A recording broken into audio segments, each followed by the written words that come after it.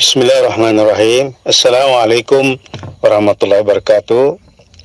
Alhamdulillah, panjatkan kesyukuran pada Allah Subhanahu wa taala, dan izinnya maka Allah permudahkan saya untuk dapat menerima apa yang disampaikan oleh Mas. Syukur. Cuma ada satu persoalan yang saya ingin bertanya, yang mana dikatakan oleh ahli-ahli fuqaha ataupun ahli-ahli hadis, orang-orang sufi mengatakan bahwa syariat, tarikat, hakikat, dan ma'rifat itu tidak boleh dipisah-pisahkan ataupun dia berkesinambungan. So, di sini timbul ketidakpahaman saya tentang syariat. Apa yang saya pahami tentang syariat itu ialah satu peraturan dalam kehidupan. Ini yang dapat saya pahami daripada yang diterangkan yang diterangkan oleh ustadz-ustadz, para imam-imam dan sebagainya. Sebarangkali bagi pandangan ahli-ahli makrifat, syariat ataupun tarikat, hakikat, ma'rifat itu berbeza. Jadi bolehkah Mas terangkan kepada saya tentang bagaimana yang dikatakan syariat menurut ahli ma'rifat?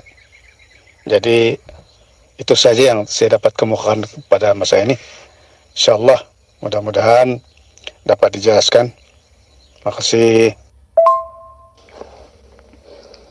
Assalamualaikum warahmatullahi wabarakatuh. Bismillahirrahmanirrahim.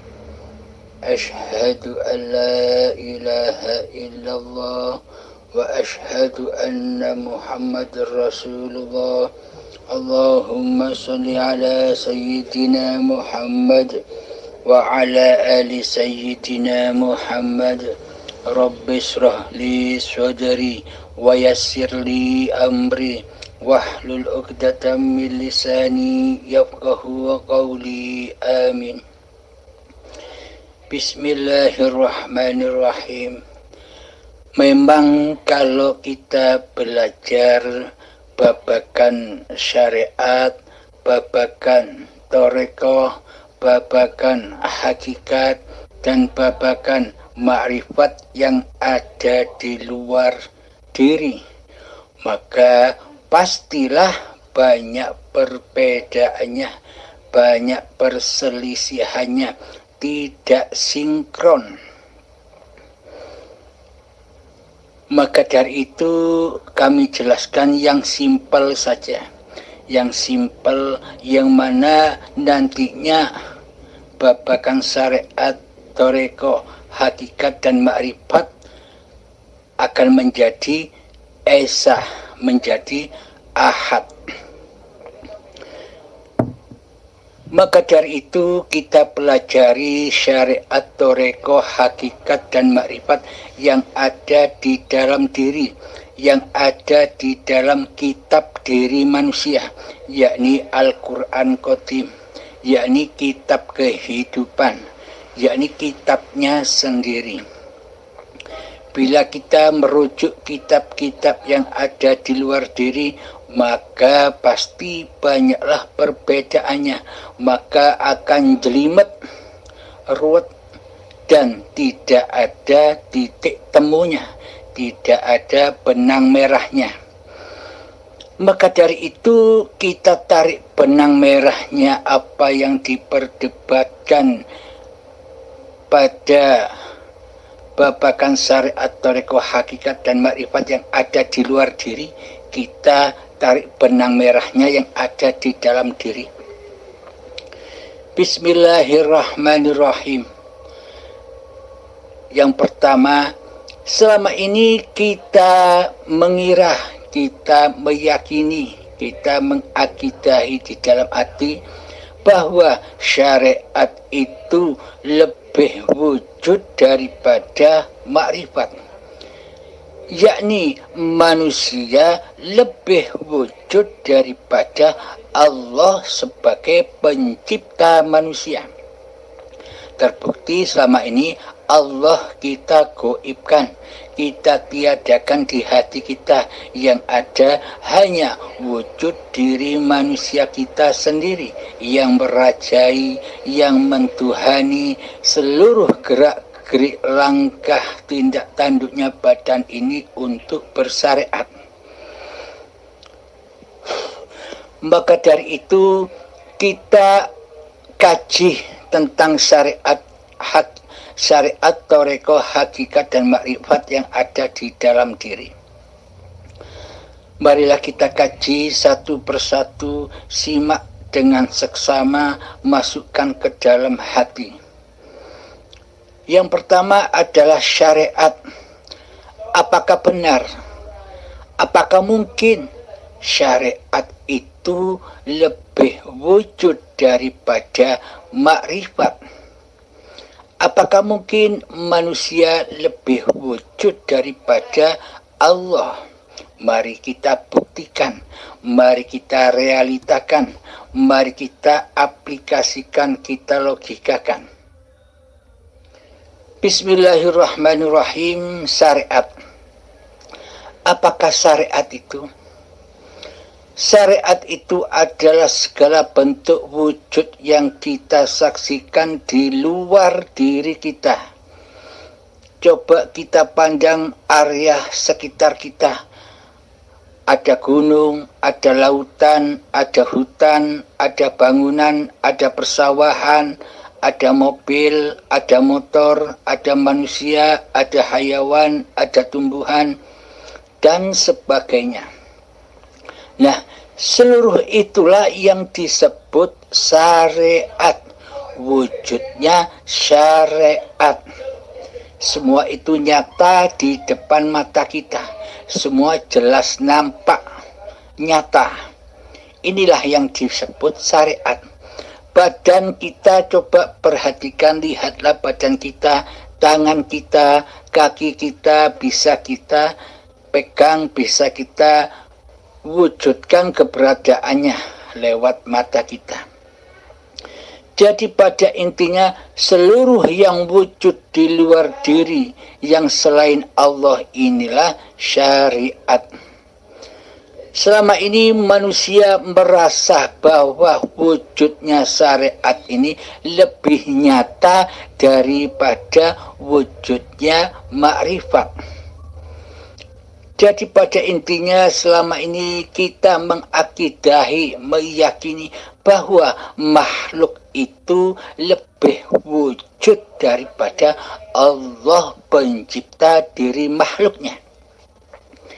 Coba kita hayati akidah dan keyakinan seperti ini. Apakah tidak salah bila berkeyakinan seperti ini?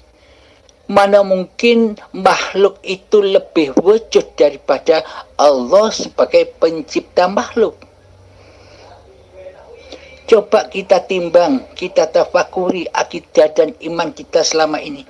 Apakah mungkin gunung, sawah, hutan, lautan itu lebih wujud daripada Allah pencipta semua itu?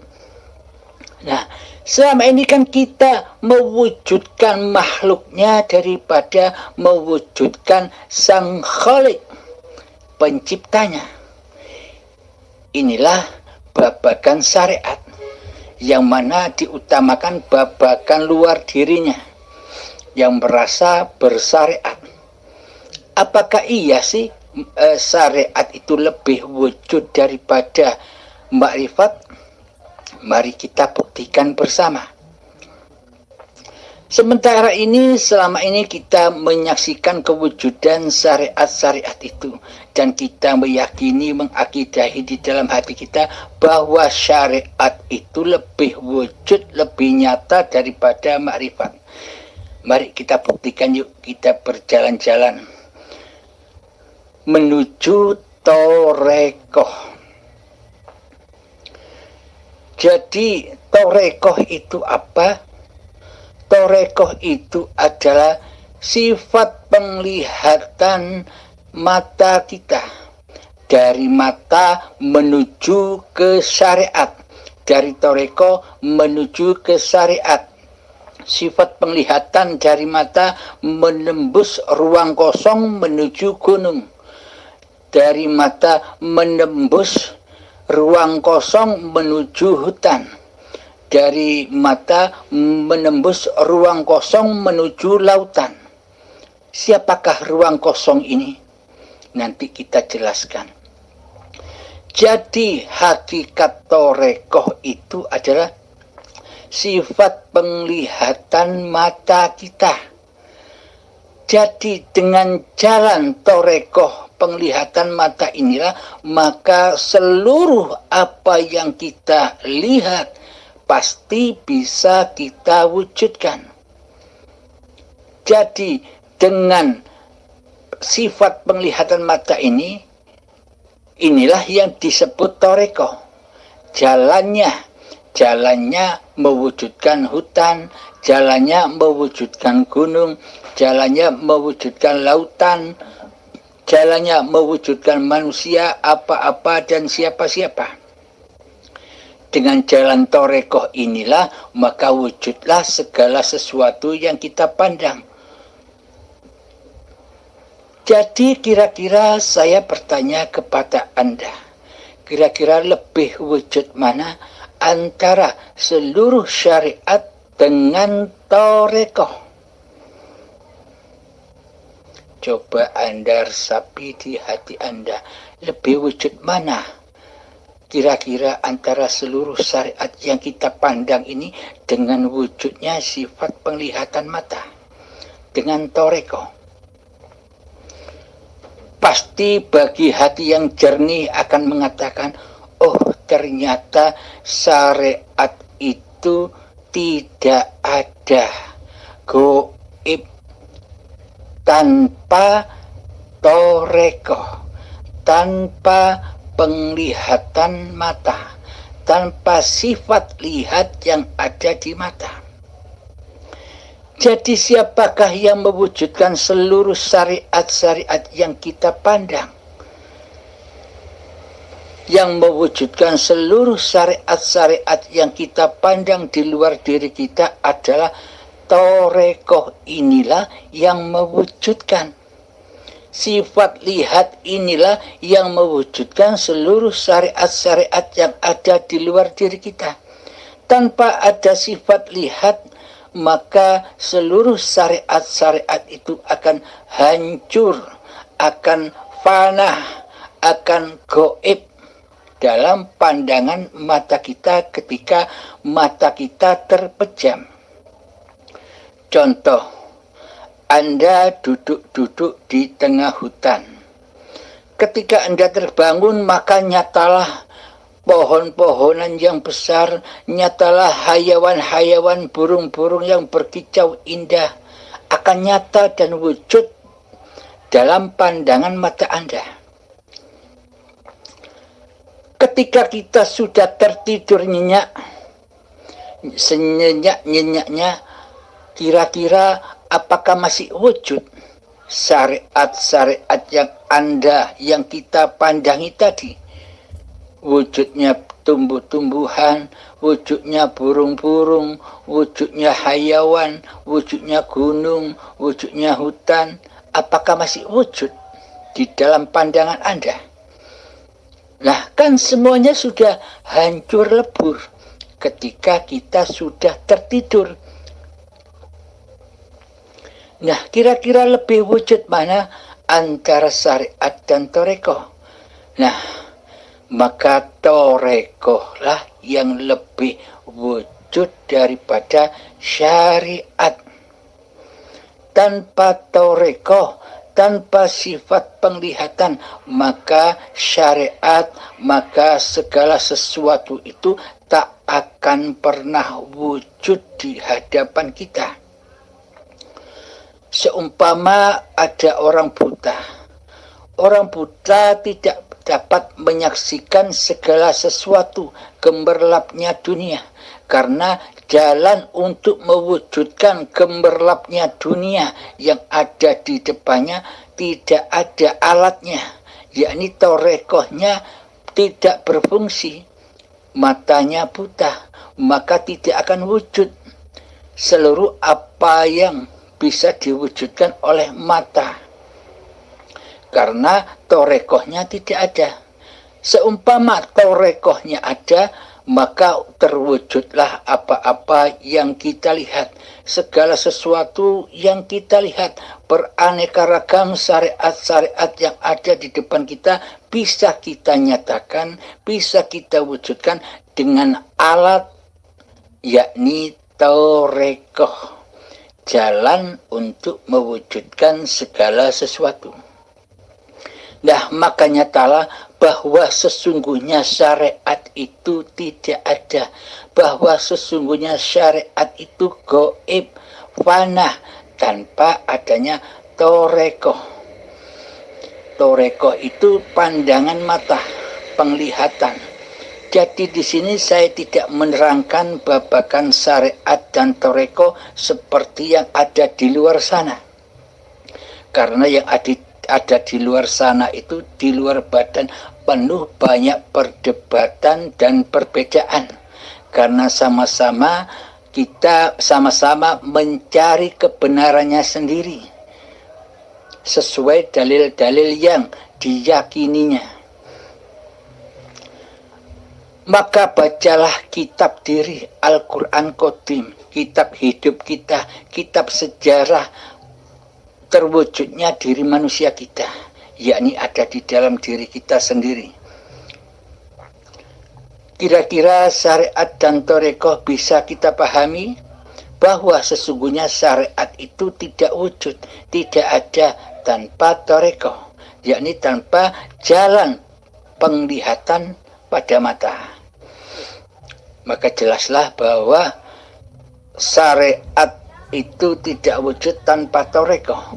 Dengan torekoh lah maka wujud syariat. Bila torekoh tidak ada, maka syariat pun juga tidak ada. Oke, kalau kita sudah memahaminya, mari kita berjalan-jalan lagi menuju hakikatnya. Apa yang dikatakan hakikat diri itu?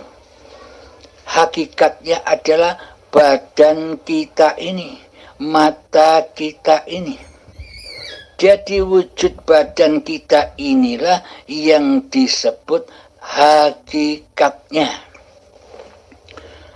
Hakikat apa? Hakikat terwujudnya segala sesuatu, hakikat terwujudnya alam semesta ini, hakikat terwujudnya hutan, gunung, sawah, lautan, manusia, hayawan, dan tumbuhan, dan bermacam-macam yang kita saksikan yang ada di syariat.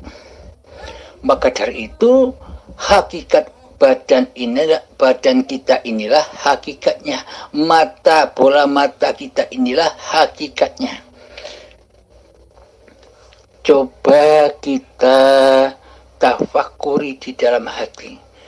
Kira-kira syariat yang ada di luar diri kita itu gunung, lautan, hutan, persawahan, manusia, hayawan, dan segala apa-apa dan siapa-siapa yang kita syariatkan, yang kita pandang itu sebenarnya siapa yang menciptakan, siapa yang mengadakan, dan siapa yang mewujudkannya. Coba perhatikan di dalam hati kita yang terdalam. Logikanya begini. Seumpama kita tidak terlahir ke dunia ini, kira-kira apakah seluruh syariat-syariat yang kita terka selama ini wujud, apakah bisa wujud tanpa adanya diri kita, tanpa adanya kelahiran diri manusia kita? Tak akan wujud, bukan? Syariat dan toreko tak akan pernah wujud tanpa hakikat. Jadi syariat yang kita saksikan, alam semesta yang kita wujudkan ini tak akan pernah wujud tanpa kehadiran badan-badan kita di dunia ini. Seumpama kita tidak terlahir, apakah kita bisa mengerti, apakah kita bisa tahu bahwa Allah menciptakan alam semesta ini? Jika kita tidak dilahirkan, berarti kan kita tidak tahu apa-apa. Tidak tahu gemerlapnya dunia, tidak tahu gebiarnya dunia. Jika kita tanpa dilahirkan ke dunia ini. Jadi wujud nyatanya gebiarnya dunia, jadi wujud nyatanya syariat-syariat yang kita saksikan selama ini, kan karena ada wujudnya badan kita, karena ada wujudnya mata kita. Sehingga dari hakikat mata menuju torekohnya, sifat penglihatannya, maka wujudlah seluruh syariat-syariat yang kita pandang. Nah, kira-kira kita sekarang bisa menilai, bisa menimbang, kira-kira lebih wujud mana antara syariat-syariat yang kita pandang itu dengan hakikat badan kita ini. Lebih dulu mana wujudnya segala sesuatu dengan wujudnya badan kita ini? Kan lebih dahulu wujudnya badan kita ini ketimbang segala sesuatu syariat yang kita saksikan. Tanpa kewujudan diri badan manusia ini, maka seluruh syariat tidak akan pernah bisa kita saksikan. Bisa dipahami? Nah, berarti hakikatlah yang lebih wujud daripada toreko. Badan inilah yang lebih wujud daripada toreko penglihatan pada mata. Dan penglihatan mata ini yang akan menunjukkan jalan mewujudkan seluruh syariat-syariat yang kita lihat, yang kita wujudkan. Maka syariat itu hakikatnya gaib, hakikatnya tiada tanpa Allah. Maksudnya tanpa badan-badan kita ini. Jadi seumpama jika badan kita ini tidak ada, apakah ada sholat? Apakah ada zakat? Apakah ada puasa? Apakah ada haji dan ibadah-ibadah yang lain? Adanya seluruh syariat-syariat yang kita kerjakan, adanya seluruh sholat-sholat yang kita kerjakan, adanya seluruh ibadah-ibadah yang kita kerjakan, kan karena adanya badan kita ini. Tanpa adanya badan ini, tanpa adanya hakikat badan kita ini, apakah syariat-syariat itu akan wujud? Apakah kita bisa sholat? Apakah kita bisa zakat? Apakah kita bisa puasa? Apakah kita bisa haji tanpa badan? Nah, berarti kan artinya bahwa sholat, ibadah, dan seluruh ibadah itu lebih wujud mana dengan badan kita. Kan lebih wujudan badan ini daripada sholatnya. Lebih wujudan badan ini daripada ibadahnya. Lebih wujudan badan ini hakikatnya ketimbang syariat-syariat yang kita lakukan di luar diri kita. Tanpa adanya badan, maka kita tak akan bisa bersyariat. Jadi syariat itu selalu nyambung dengan hakikatnya, tidak berjalan sendiri-sendiri. Karena tanpa hakikat maka syariat tak ada. Tanpa hakikat maka torekoh tak ada. Dengan hakikatlah maka torekoh ada. Dengan hakikatlah dan maka syariat-syariat itu akan terwujud. Jadi pada intinya badan inilah hakikatnya yang lebih wujud daripada syariat-syariat yang kita perbuat selama ini. Karena selama ini kita hanya memandang wujud luarnya saja, maka kita buta memandang kitab yang ada di dalam diri kita. Kita sibuk mengkaji kitab-kitab yang ada di luar diri. Al-Quran dan hadis kita sibuk membahasnya, padahal sumber dari segala sumber kitab-kitab yang ada di luar sana itu Al-Quran, hadis, Zabur, Taurat, dan semua kitab-kitab yang ada di luar diri semuanya bersumber dari kitab yang ada di dalam diri, yakni Al-Quran Qadim. Siapakah Al-Quran Qadim? Hayatullah, dialah Al-Quran Qadim. Jadi tanpa Allah maka kitab-kitab itu tak akan bisa kita saksikan. Kira-kira bisa dipahami tentang hakikatnya, yakni badan-badan inilah dan mata inilah hakikatnya. Mari kita berjalan-jalan lagi menuju makrifatnya. Makrifat, apa sih yang dimaknai makrifat itu? Makrifat itu adalah zat yang menciptakan badan dan mata ini, yakni zat yang menciptakan, yang melahirkan badan-badan ini. Jadi Allah tidak melahirkan, tapi Allah menciptakan. Hayatullah, Allahu la ilaha illa huwal hayyul qayyum. Allah tiada ilah, tiada Tuhan yang berhak disembah, dialah hidup yang kekal. Lagi terus-menerus menghidupi makhluk-makhluknya. Coba kita perhatikan, kira-kira apakah hakikat ini bisa lahir sendiri?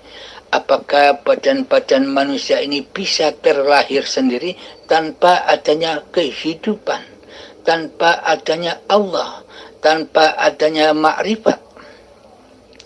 Makrifatullah, hayatullah, sejak dahulu kala, sejak cikal bakal badan ini masih berupa tanah, Allah lah yang menghidupi tanah, sehingga tanah diperjalankan oleh Allah, disuapi makanan, diminumi, dicukupi segala kebutuhannya, sehingga tanah ini berkembang biak menuju kepada tumbuh-tumbuhan.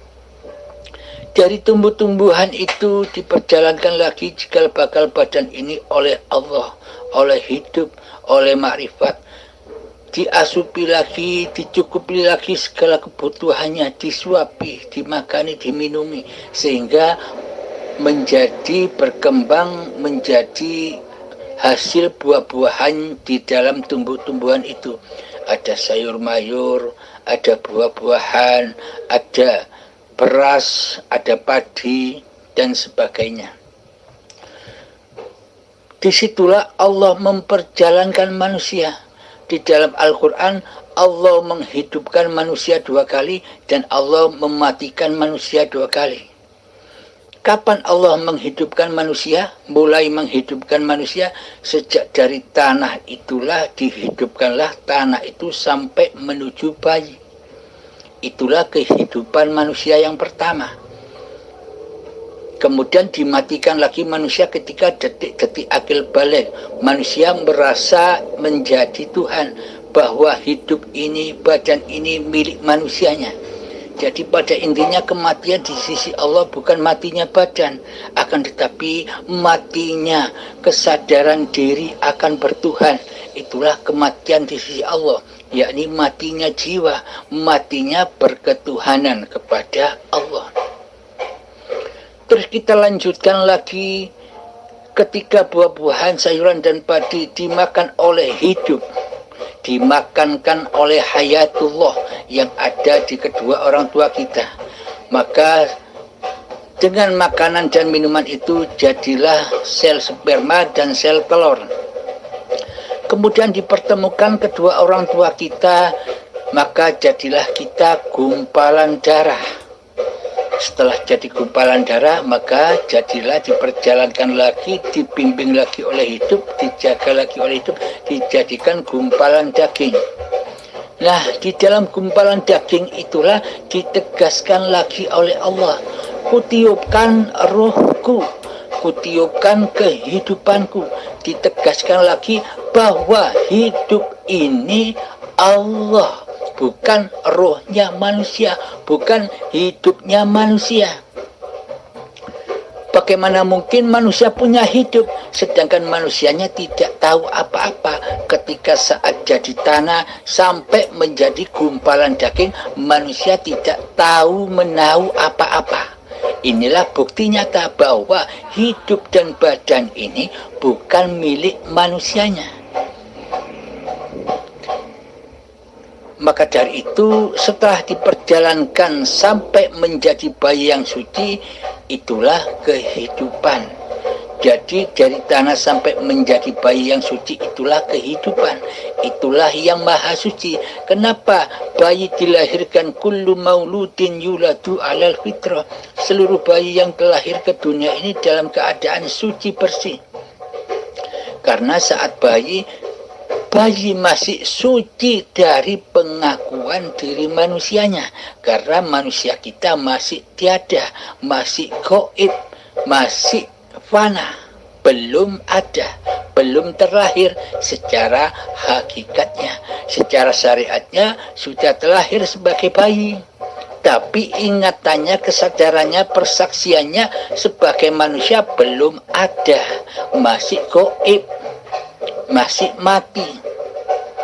Inilah yang dikatakan kesucian di sisi Allah. Maka dari itu hidup inilah makrifat. Jadi dengan hidup inilah Allah menciptakan badan-badan ini. Dengan makrifatlah Allah menciptakan hakikat, yakni badan dan mata ini. Dengan hiduplah Allah menciptakan toreko, penglihatan mata ini.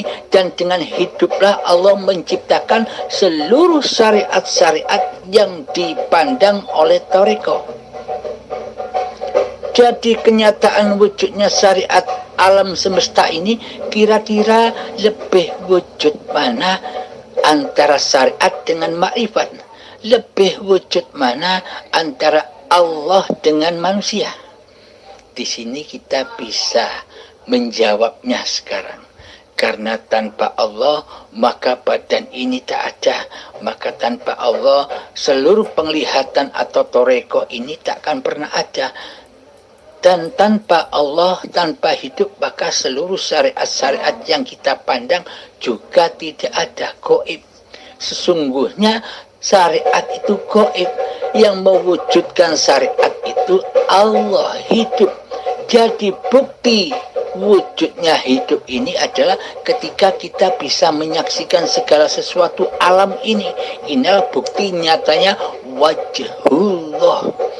Inilah bukti wajhullah, yakni hidup inilah yang menampilkan, yang mewujudkan segala apa-apa yang kita lihat. Jadi kita jangan memandang syariatnya, pandanglah hakikatnya, pandanglah hidup, saksikanlah hidup. Selama ini kita banyak perbedaan-perbedaan di sisi manusia karena selama ini kita hanya memandang syariat-syariatnya. Kita memandang hanya kitab-kitab syariatnya, dalil-dalil syariatnya. Maka dengan Al-Quran Qadim inilah maka terkuaklah seluruh perbedaan-perbedaan itu akan menjadi satu akidah, yakni hayatullah. Karena di luar diri itu apa yang dibahas di syariat itu sangat amat luasnya. Kita tidak bisa belajar hanya sebentar, butuh puluhan tahun. Di dalam toreko pun kita juga belajar butuh puluhan tahun. Di dalam mempelajari, memahami ilmu hakikat pun kita butuh puluhan tahun untuk memahaminya. Itu dalam batas memahaminya, belum mengaplikasikan di dalamnya. Maka sangatlah amat sulit bila kita masih belajar di luar diri. Maka masuklah belajar kepada Allah yang ada di dalam diri. Bukalah kitab-kitab kita, bukalah Al-Quran Qadim itu pelan-pelan, maka akan terkuaklah rahasia dunia. Maka terkuaklah alam-alam yang dikatakan alam kematian, alam kubur, siksa kubur, hari kiamat, alam kemudian, hari akhir, hari akhirat, yaumul hisab, buat siratal mustaqim, neraka, surga akan terkuak dengan nyata. Kenapa alam-alam itu gaib dan kita mengira alam-alam itu besok hadirnya, besok adanya ketika badan-badan kita sudah mati. Nah, mana mungkin badan-badan yang sudah tak ada hidupnya, mana mungkin badan-badan yang sudah mati ini bisa melewati alam-alam itu. Sedangkan ketika badan mati itu sudah dikembalikan kepada Allah. Inna lillahi, dariku yang suci sebagai bayi, wa inna ilaihi roji'un. Dan ketika manusia sudah mati, maka sucilah manusianya, sama seperti bayi. Karena apa? Karena pengakuan diri manusianya sudah tidak ada lagi, sudah gaib lagi, sudah fana lagi, maka yang ada hanya Maha Suci Allah. Karena manusianya sudah tidak menjadi Tuhan lagi, maka sucilah badan-badan ini berangkat kembali ke asalnya, yakni jadi tanah lagi seperti semula. Awalnya manusia gaib, berakhir pun gaib. Awal Allah yang wujud, akhir pun Allah yang wujud. Jadi kita sekarang sudah menyadari, kita sudah mengerti, memahami, mempatrapkan dalam hati bahwa sesungguhnya syariat-syariat itu gaib. Syariat-syariat itu tidak ada tanpa Allah. Jadi syariat sudah tidak teraku-akui oleh syariat makhluknya. Jadi semua toreko yang terjadi sudah tidak teraku-akui toreko makhluknya. Jadi badan-badan ini hakikatnya sudah tidak teraku-akui lagi badan milik manusianya. Karena seluruhnya miliknya hidup. Yang ada syariatullah, yang ada torekotullah, yang ada hakikatullah, dan yang wujud adalah ma'rifatullah. Hidup itulah yang wujud. Jadi pandanglah, saksikan hidup di dalam memandang segala sesuatu. Saksikanlah hidup di dalam memandang segala syariat-syariat yang berlaku atas badan ini. Pandanglah dan saksikan hidup atas segala seluruh toreko-toreko yang ada di mata dan di telinga ini. Pandanglah hiduplah yang menguasainya. Pandanglah hiduplah yang memerankannya. Bukan badan kita ini yang bisa berperan sendiri. Karena hidup dan badan ini bukan milik manusianya, bagaimana mungkin kita mentuhani hidup dan badan seperti selama ini yang kita lakukan? Astaghfirullahaladzim.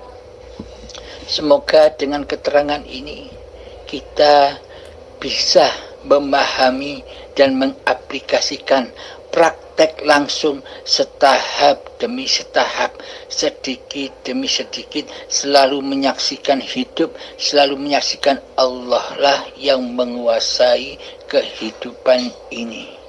Semoga bisa dipahami oleh kita semua. Assalamualaikum warahmatullahi wabarakatuh.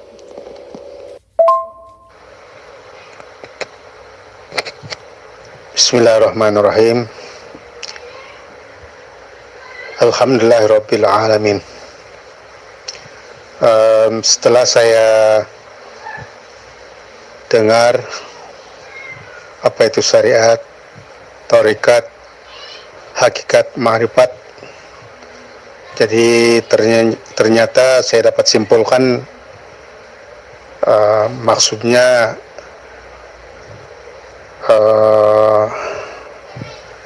menghala kepada mengenalin apa itu hidup ataupun hayatullah.